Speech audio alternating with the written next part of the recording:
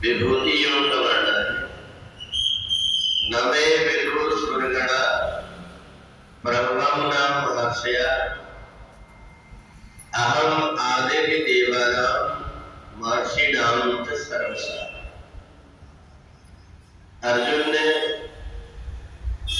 भगवान के जब अनेक प्रकार के प्रभाव को देखा, भगवान की बात सुन करके अर्जुन के मन के अंदर जब एक ज्ञान हो गया कि ये परब्रह्म परमात्मा ही है, तो अर्जुन ने भगवान से पूछा कि मैं आपके अनेक रूप क्यों देख रहा हूं?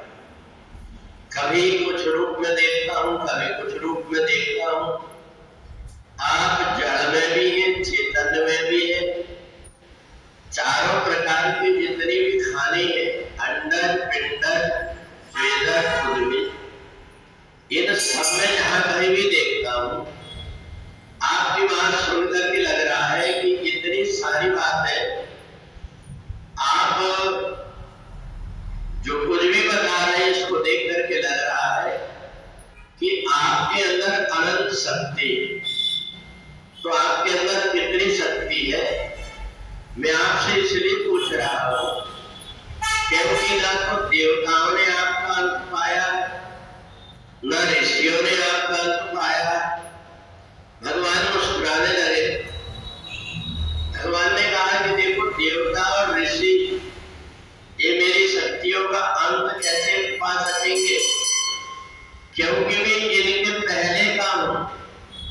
ये बाद में मैंने इनको उत्पन्न किया हो, चाहे देवता हो चाहे ऋषि मुनि महात्मा हो, इनकी मेरे द्वारा उत्पत्ति हुई और इसलिए जन्म लेते ही मेरी योग माया इन सबको भ्रमित कर देती।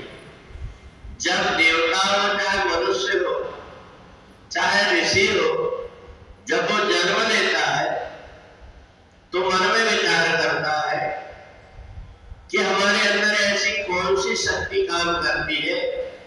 हम सभी प्रकार का भोजन करते हैं, परंतु उस भोजन से हमारा खून लाल ही रंग का क्यों होता है? अगर कोई मशीन नहीं है फिर भी हमारे हृदय के अंदर एक धड़कन कैसे चल रही है? हम जो कुछ भी खा लेते हैं उसको अंदर ऐसी कौन सी शक्ति को पचा देती है? तो कोई ना कोई शक्ति तो है।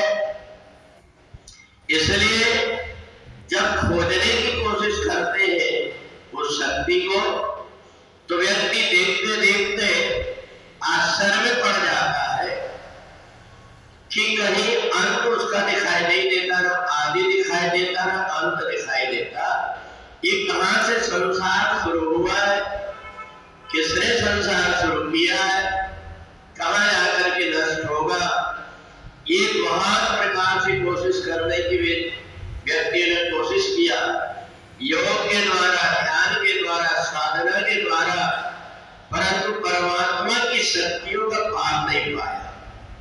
तब जब पार नहीं पाया तो वेदों को ढूंढा, वेदों में कुछ मिल जाएगा।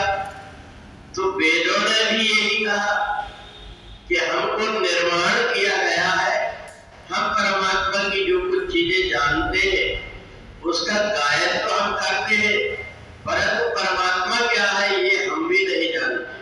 तो उन्होंने नेति परमात्मा की शक्ति का कोई पार नहीं है ऐसा कहकर के वर्णन किया।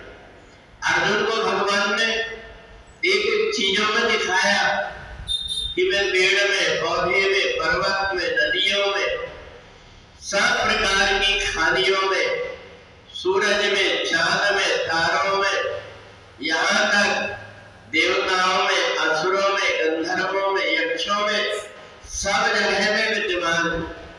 और इसलिए वेदों की एक बात पुष्टि होती है, इदम खलकम ब्रह्म, सब जगह वो परमात्मा ही है।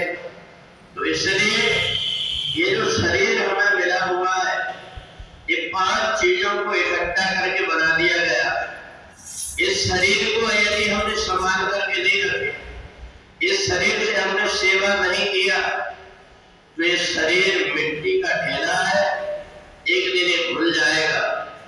तो इसलिए भगवान ने अर्जुन को अपनी विभूति योग बता करके कहा कि तू जो कुछ भी कर रहा है, जो कुछ भी सोच रहा है, जो कुछ भी देख रहा है, ये सब जैसे कोई सीसीटीवी कैमरा लगा रहता है तो सारी चीजें वहां क्या हो रही है दिखाई देती है। ऐसे हर जगह पर परमात्मा की शक्ति काम करती है और उस परमात्मा की शक्ति का कोई अंत नहीं पा पाता। इसलिए 10वें अध्याय में भगवान की विशेष विशेष प्रकार की जो विभूतियां हैं उनका भगवान ने वर्णन करके अंत में एक बात कह दिया कि जो कुछ भी मैं कह रहा हूं ये पर्याप्त नहीं है, इसलिए इतना ही एक बात में जान ले कि जो कुछ भी दिखाई दे रहा है वो सब में मैं हूं और सब मेरे अंदर भी, न वो मेरे से अलग है न मैं उनसे अलग हूं। इसलिए अपनी विभूति भगवान ने अर्जुन को सहज रूप में